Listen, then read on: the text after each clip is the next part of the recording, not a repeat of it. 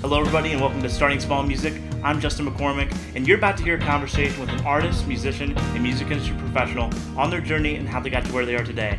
At Starting Small, we like to take you on a journey uncovering the untold stories of your favorite songs and artists. So sit back, relax, and enjoy the show. Just keep a smile on your face and it'll be okay. Try not to be bitter, you gotta do it either way. Keep a smile on your face and it'll be okay. So when life throws a jab, you gotta duck out of the way. What's going on, everybody? Welcome back to the Starting Small Music Podcast. Today we have Michael J with us. How you doing today, Michael? I'm great, man. How are you? I'm doing real good. So getting right into your story, where did you grow up and what was your childhood like? I was raised in Rochester, New York, and very musical. A very musical household. My dad's quite an accomplished jazz saxophonist, and there was a piano in the house ever since I was a little kid. So I started lessons on that when I was 3, and started on guitar going back to I think it was like the 3rd grade. So it's just been in my life and in my upbringing ever since I was a real little kid. For sure. Other than playing, what are some of the first artists or musicians you remember consuming as a kid that kind of got you hooked into music? Oh man, like all the classic rock stuff. My uncles were big. Well, at the time it was just rock. It wasn't really classic rock at the time, but the Rolling Stones, Led Zeppelin, The Who, the Beatles, of course, all that stuff. The Eagles. That stuff was just kind of in my periphery because of my uncles. And when I was a little kid, in order for me to go to sleep and not give my parents hassle, I bugged them until they got me a little radio to put by the side of my bed, and I would listen to that every night. So I'm kind of being older now. I'm kind of convinced that all that stuff that I listened to falling asleep on a nightly basis kind of seeped its way in. So it's like Billy Joel, the Fleetwood Mac, all that stuff that would have been on the radio at the time, like classic rock radio, is kind of still gives me a real like kind of a warm tummy feeling when I hear it now. Kind of brings me right back, you know. Yeah, no doubt. Now, having your dad be a professional musician, do you have any memories of any like musicians or anyone like big coming around the house to play with your dad or anything? I do actually because growing up in Rochester, New York, the Eastman School of Music is a huge music school that's there, and my dad was friends with all those guys. So big jazz guys like there's a drummer called Steve Gadd, which I'm not sure if you're familiar with who that is or not, but Mhm. Steve Gadd is you ask any drummer and they'll tell you that he's the guy. He's from Rochester, and he Oh, was cool. you know he was a buddy of my dad's. He actually used to sit in with my father's band when he was an 18-year-old kid. This guy has Steve Gadd has played with everybody from Eric Clapton to James Taylor to like he's iconic. He's like an iconic drummer. So he was around quite a bit. Although at the time, for me, it was just another one of my dad's friends. A guy named Chick Corea, who's a big jazz artist, was kind of floating around. So yeah, there's guys like that, and there's probably people I don't remember Yeah. who were in and around. But yeah, my dad had a lot of people over. Always jam sessions going on in the basement. Always shows when I was a kid, going out to see him play and all that. So yeah, Yeah. So was it around high school you would say that you kind of started forming your own bands or wanted to play out in your local area? When was that? it was earlier than that actually. Really? I was pretty driven to do it, man. I met this kid who lived across the street named Frank, who had a drum set and was kind of a drummer. His dad was actually a kicker for the Dallas Cowboys for a while. Oh, no way. So I started a band with him right away, and then we found this other guy who I went to nursery school with, like years and years and years before that, who kind of removed into the neighborhood, and we were doing little concerts for my relatives on New Year's Eve. I think probably when we were about 13 years old. So we Cool. were going way back. I just always wanted to do it, man. It was always something that was kind of in my blood. I used to take one of my dad's tennis rackets when I was a little kid, and I found a shoestring and I tied a shoestring around it. And I used to pretend it was a guitar. So I would stand on my parents' bed, pretend my parents' bed was the stage, and kind of like create this little crowd in my head and put on fake, kind of imaginary concerts for people. So It's funny you say always that. something on it. I have vivid memories of doing the same thing with a broom on my grandpa's picnic table. Oh, really? So Yeah. it must just be a thing that you do when Yeah. you know it's what you want to do. So I, what was I it like think growing so. up in the New York music scene. I mean, what a good place to grow up if you want to do music. Well, yeah, I mean, Rochester is quite removed from New York City. It's about 6.5, 7 hours outside of New York City, but it's in scale, size wise. It's maybe not population wise, but size wise, it's about the size of Nashville, scope wise. I got you. So that was great. I mean, there were all sorts of great bands, and we did get some spillover from New York City, and we used to go to New York City a lot to play showcase shows. Invaluable, man. It was kind of like it was sort of a perform or die kind of situation. Like people had a very much of a. Did you ever play for a crowd where they kind of fold their arms and look at you like prove it? I guess Nashville's like that kind of where Yeah, New York was a lot like that. So we had to get really good really quick in order to kind of survive the climate. no doubt. So the band you said you started playing with at an early age, is that kind of what morphed into Exploding Boy? Yeah, those guys. The drummer didn't stay with us, but the bass player and I were in Exploding Boy for, gosh, 13, somewhere around 13 years. We did that. Now, how old are you when that band kind of starts taking off? Um, Super young. I think we started playing clubs when we were 16. In fact, Wow. I know that my mom used to drive us to the gigs, so we would pile in her station wagon and we'd go play the show. We weren't even legally allowed to be in these clubs, and the owners were at the time they would bend the rules for us and make sure they put big X's on our hands. And they had Yeah. actually started doing all ages shows, so some of our high school friends or grammar school friends could actually come to the gigs that we did. And sometimes they let us put on an afternoon gig Mhm. for people, that earlier thing where it was like an alcohol free kind of thing. Yeah. So yeah, really young, man. And I don't even remember the first time I drove myself to a show. It was probably a few years on in the band's history. And things started taking off pretty quickly after that. We found a manager and found some investors and made a record. And we were recording from the time I was about 15 years old, Yeah. in a recording studio that belonged to my manager. And we just kind of hit it hard, and before long we were doing showcases for record labels. And it was kind of always a bridesmaid never a bride for us, though, at that point, because we were so close to being signed so many times, and it was always like kind of right there. And then something would happen where they would say, nah, you're not really for us, or the label's not looking for what you're doing at this point. Yeah. But I got free lunch on every record label Hey. at the time, Now, multiple times. So that's good. Now, were you yeah. writing all the original material, or was it collaboration with the band guys? It started out where I was writing the stuff, and then the other guys would sort of kind of bring in ideas. So it ended up as a collaborative effort towards the end of the band's history. But in the beginning, it was kind of like I'd bring my songs in, or sometimes I'd bring a finished demo in, That's dope. and the guys would just kind of cop what I did on the demo and that kind of thing. So yeah, Yeah. Now, you guys got to open for some insane people like Billy Squire, Joe Walsh, Cheap yeah, Trick. Do you have any yeah. early memories, like just like watching these guys side stage, or any conversations you had with anyone? Well, the Joe Walsh gig is particularly memorable because I think he's sober now, Mhm. and I'm such a Joe Walsh fan. I'm such an Eagles fan. Oh yeah. All the guys in JMO's band are huge Eagles guys. But Joe Walsh was particularly drunk that night, Oh and man. I remember him stumbling his way literally through us to get to the stage. We played at a place called the China Club in New York City that I don't think is there anymore. But Joe Walsh was, in fact, I have video exists somewhere of this gig, and he is just lit, like completely lit on stage doing this. And it still sounded great, but he was pretty loaded. That's crazy. Um, Other conversations, the Billy Squire situation. He's kind of one of those guys where I don't know whether he's name checked as much anymore as he maybe used to be, and maybe some people aren't really familiar with who he is or what he did. But at the Sure. time, he was a pretty substantial artist in the business. For sure. And it was my first night.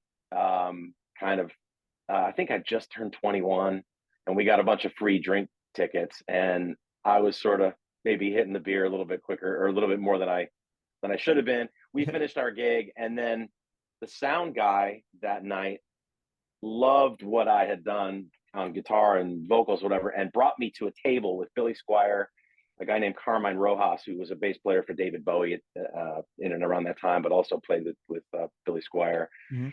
and sat me down and wanted me to jam with these guys. Now, I had never really jammed with anybody but the guys in my band, and I was terrified. And thankfully, it didn't end up happening. Something at the end of the night, the jam session fell through, but I was about to jump on stage with those guys and probably embarrass myself. So yeah, those are the only real stories I can kind of think of back in that time. Yeah. Now, what's that transition period look like where you kind of go out and do some solo stuff after the exit out of the band, and kind of that transition period in between that and Nashville?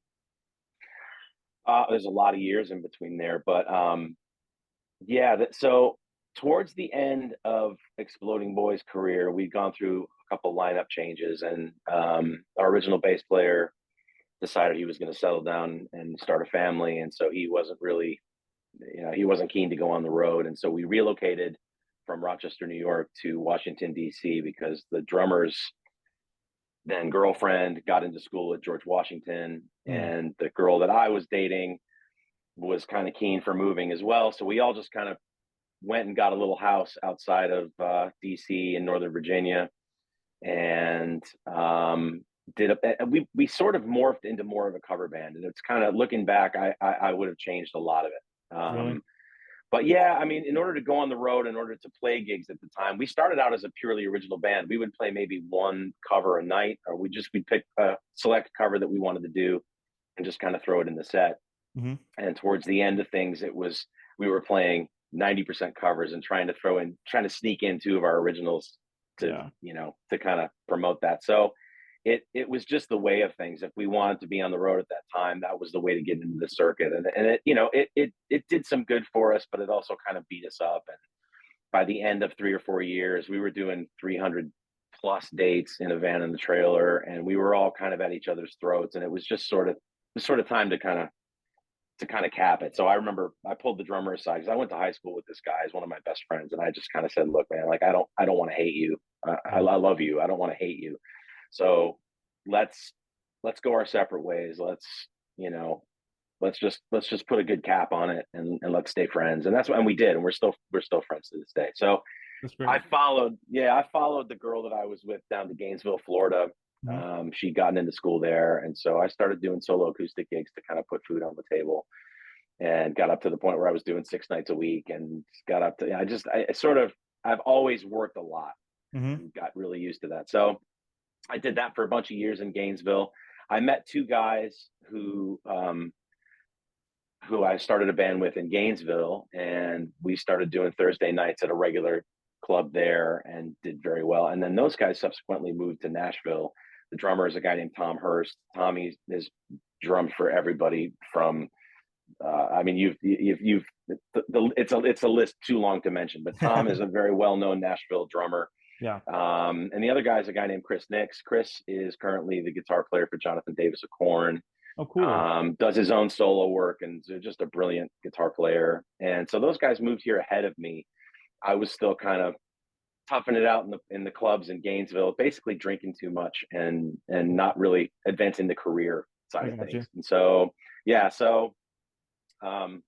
they just bothered me till they basically said, "Look, man, you'll get work here. You'll be doing a lot cooler stuff in Nashville than you're doing there, and you'll make at least the same living, if not a little better living." And they were right. So when I moved to town, they were playing with a guy named Chuck Wicks, Mhm. and so they got me in with Chuck, and so I started touring with Chuck almost out of the gate when I moved here, which is kind of unheard of. So Yeah. yeah, it is really all about who you know, or it's all about who knows you.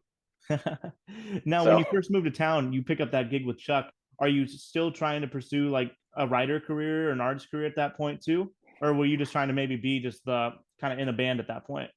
yeah, I was kind of burnt on all that stuff when I moved here, and I sort of put the writing on the back burner, and it's just something I'll always write, and I'll always release my own music. That's just one of those things that is just never going to leave me. And I do it for myself. Yeah. And if I can find even a few people that like it and enjoy it, then that's cool for me. But I do it primarily because I enjoy doing it, and I love recording, I love producing, I love being in the studio, I love doing all that.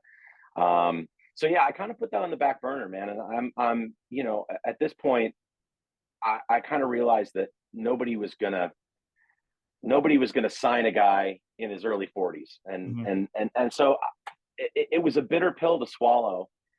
But I figured that if I could at least um, stay in the conversation, that would make me happy. And thankfully I've been able to do that, especially hooking up with somebody like Jameson, who I mean, is an artist I admire and respect, and I don't know how he does it. He works harder than any of us.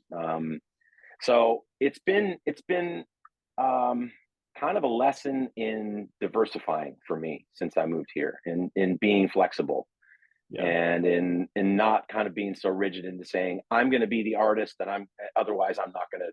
Otherwise, I'm going to die trying. Mhm. For me, it was okay. Well, listen, maybe nobody's going to be signing a guy like me, but I can still write. I can still play on other people's projects. I can still be a sideman till whenever, because that, you know, I don't think you really age out of that. You No, know. for sure.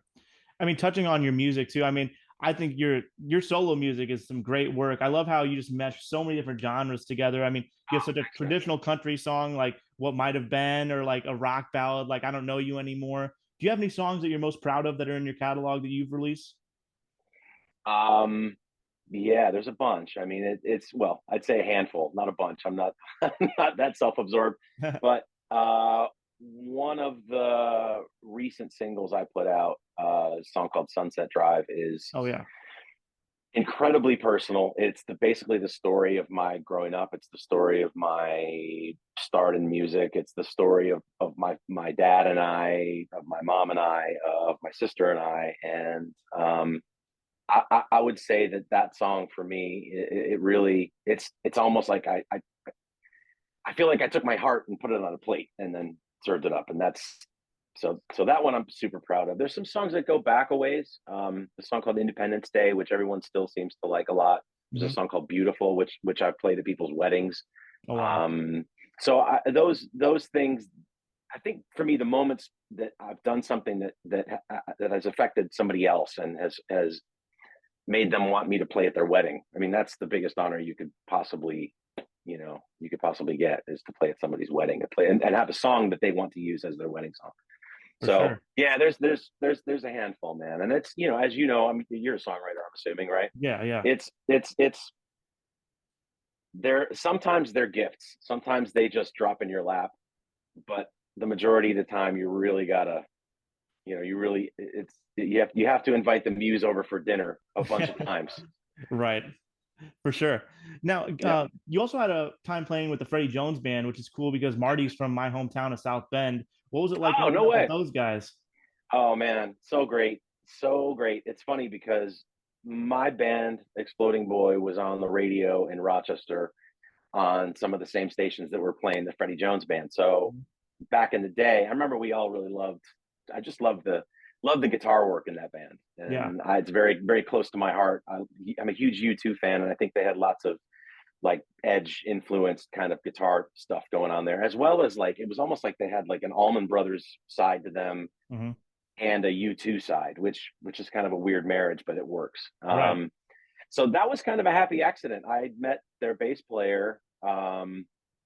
I was playing with a Canadian country artist for a while, and when I got let go of from that situation, I was kind of looking for something else to do, and I met their bassist, and he'd mentioned to me that they were looking for a guitar player, and I thought, man, Freddie Jones band, I think this is a great fit. Yeah. And I auditioned for Marty, and Marty was here doing some work in Nashville, and I sat down and just did a little quick audition for him and the bass player, and he was like just grinning from ear to ear and said, "Man, where did you come from? We need to do some stuff." And so it was a short-lived tenure with those guys, unfortunately, because of the pandemic. Hmm. We had a tour that we did just prior to things kind of shutting down. In fact, I'm convinced I had COVID early on with that whole thing, because I was in all the places you shouldn't have been. I was in, LaGuardia. I was in Chicago. It's just Oh, all those airports, like in November, December, and early January of that year. you were case number two or one. Oh, probably, yeah, probably. Hopefully not, but uh, But no, it was great, and it's I felt like I was able to really showcase guitar wise what I do in that band. More so, not that I'm not happy in the country side of things. And JMO's band is great, but JMO's band is much more of an ensemble kind of thing where Adam, the other guitar player, does the majority of the leads, and is a fine guitar player. I wouldn't dream of he's handling his job fantastic. So I fill this interesting space in JMO's band where I play keyboards and I play rhythm guitar and I sing a little bit, but I'm kind of I'm not really a utility guy, but I'm a utility guy in that band. So and happy to be doing it. It's great. But yeah, Freddie Jones band was more I think closer to my where I would put my own music. For sure. Now, on the scale. Yeah. Yeah. Now, when do you first meet Jameson then? I've known JMO going back about 5 or 6 years now, actually. I like before he had a record deal, and the other guitar player, Adam, that I mentioned, the lead guitarist in the band. He and I were doing a bunch of crazy van and trailer gigs when I first moved to town, and he was somebody I just got thrown together with out on the road, and we hit it off immediately. And it was just somebody that, as a guitar player, like we both sort of know where each other are going to go without having that discussion. Yeah. And we just worked really well together. And I think that in the guitarist world, there's a lot of, we can be catty, for lack of a better word. I think there can be a lot of that, don't step on my thing. I want all the attention. I don't know what that says about guitar players. I'm not trying to give us a bad name. No. But with Adam, just kind of clicked. So he subbed me into Jameson's band for some gigs that he was unable to do. I think he was playing with somebody. I don't know the name of the band, but they were out opening for Miranda Lambert in some really big places. And so I subbed into JMO's thing and immediately noticed that the music for me personally was just a cut above everything else that I'd kind of been doing with other people. I found more of a way in, I should say. Like I just related to it more. Yeah. And when Adam was able to come back in the situation, his manager, Jameson's manager, JP, made a comment that he loved the dual guitar thing, because before that they were playing with tracks to fill up the extra space. And so I did this stuff with Jameson for, I want to say it was a couple years, and it was all van and trailer. It was all, some of the stuff was, as Jameson will tell you, I don't want to speak for him, but as he will say, I played one of the worst gigs of his life with him, and we did it twice. Really? We played this little amusement park in I think it was West Virginia somewhere, and it was like straight out of The Walking Dead. I mean, it was under a little gazebo with barely a sound system, and there was barely anybody there, and we had to do it 2 nights in a row, and it was really kind of scary. Man. And so JMO will say that when I left the band actually to play with the Canadian artist that I was telling you about, because JMO didn't really have a lot on the books. And I was, they made me an offer. They offered me a good chunk of money for a year's worth of dates at a very high rate of pay. And it was just something that at the time I couldn't really say no to. Maybe if it were now, I would definitely think twice about it. But I immediately regretted it. I immediately regretted leaving Jameson's band. About 2 months after that, he got his record deal. And they got asked to be on the Luke Combs tour, and they were out playing places like Red Rocks and all these big arenas. And it was sort of a weird feeling, because it's like watching. I love everybody in the band, and I was thrilled to death to see them be successful. It was the kind of thing where it's like you're seeing an ex-girlfriend date a new guy, and you're and you love her and you're happy for her, but it was also like, oh God, I made the wrong decision. So fast forward to the end of the pandemic, when things were starting to kind of open up again, Adam needed some guitar saddles for a guitar something, and we've always kept in touch on Guitar Geek shit, and it's just something we do. And so he sent me a picture of his Telecaster and said, "Hey man, I need a set of these saddles. Can you recommend something?" And I said, man, I've got a whole bin full of those. Why don't you come over and just take some?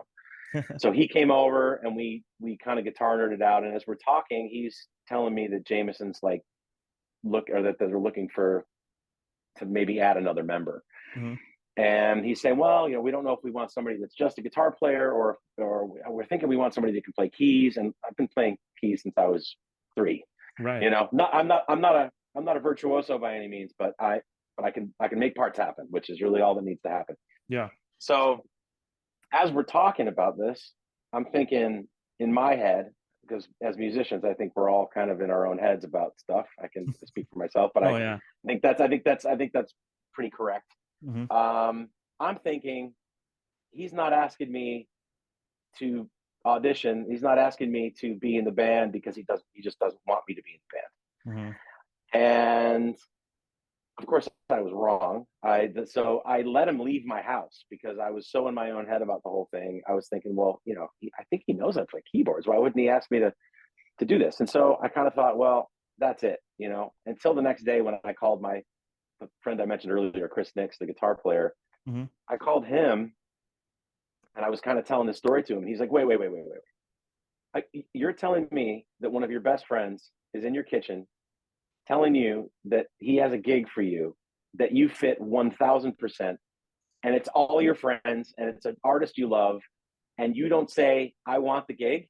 Right. I'm like, well, no. He goes, get off the phone with me right now, hang up, text him, call him, do whatever you need to do. So I texted Adam right away. I just said, hey, man, like, in regards to our discussion last night, like, I've been playing keyboards my whole life, and he was like, I got this all caps text back. Oh my God, you play keys? Question mark, like that. And so he's like, you want to audition? I said, yeah, sure. And so he put me in touch with JP, and thank God I did, man, because I only auditioned against 2 other guys. Mm-hmm. And I would have been kicking myself forever. So I think the lesson that I learned that's most valuable there is, if you want something, you need to ask for it. You need to, and don't be afraid to ask for it, because we're all here in town trying to do the same thing. We all want gigs. We all want to work. We all want to work at a high level. Right. So don't be afraid. Don't be afraid to go out and ask for what you want. And worst they can say is no. It's not going to, you're not going to die. Right. And honestly, man, it's changed my life. The last 2.5 years, about to be 3 now, with Jameson back in the band. It's the best. It's the best touring situation I've ever been in. It's the best bunch of guys I've ever been with. The music is something I enjoy. I'm not sick of it. There's nothing I hate playing. There's nothing I dread playing. Everyone's really happy to see us wherever we go, which is always great, because I've slugged it out in clubs for a long time where there was a game on behind me and people didn't want to hear, people were like, can you turn down, because I want to watch the game. Yeah. So it doesn't suck. And I'm so glad I did. I'm so glad I went and auditioned again. And it was sort of like being welcomed back into the family. I got big hugs from everybody, including Jameson's manager, which that never happens in the music business, man. The managers are generally like, they kind of stay away, but it's a family. It's more than a band. It's a family. So I'm so grateful, so lucky, so thankful. And it's going to be a great year this year. We're going to be out with Hardy doing a bunch of dates as direct support. So it's going to be a fun year. Now, Jameson being one of the biggest writers in country music as well, do you guys write it all on the bus or anything like that? I haven't written with JMO. He's kind of got his stable of guys that he works with, and he'll bring guys out on the road on the weekends. It's sort of I pitched a song idea that I had to him a while back, and it was something that just wasn't really up his alley. I just kind of threw it his way for for shits and giggles. So it's kind of one of those things where he sort of does his thing, and I kind of stay out of that arena. It's that's sort of his thing, Yeah. If the situation were to come about naturally, or if it were to arise in a natural way, I would jump at it in a heartbeat. But it's sort of, for me, being on that bus and having the guys that he's had out, when I can be sort of a silent observer, it's a master class in songwriting. Right. It's I can't overstate how great these people are and how good they are at writing songs, and the stuff that they come away with from a weekend's worth of just sitting in the back lounge or sitting in the front lounge writing is like would blow your mind. It's crazy. So I've just kind of taken to when I can observe and not be in the way. I just kind of I sit back and take it in. And our drummer has a pub deal, is signed to Jameson's company, and does a lot of writing with JMO too. And so Tom and I have talked about writing together. But as far as the artist goes, and that it probably goes for any sideman that plays for an artist, I think you have to I tread carefully, because it's just not I'm not in the band because I want to get a leg up for my own thing. If it happens in a natural way, and if it happens sort of by accident, then I'm not going to shut that door. But I'm also I'm in the band to play Jameson's music. I'm in the band to promote Jameson Rodgers, and I'm in the band to, advance his situation and hopefully all of our situations. But right. I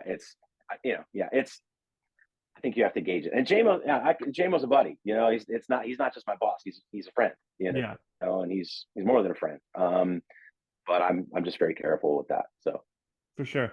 Now, you touched on the importance of asking, like, when you want something in the music business. I like to close on my interviews by asking just a piece of advice you would give to someone that's maybe wanting to move to Nashville in the next couple of years, to be in the spot where you are. What's something you'd say to that person?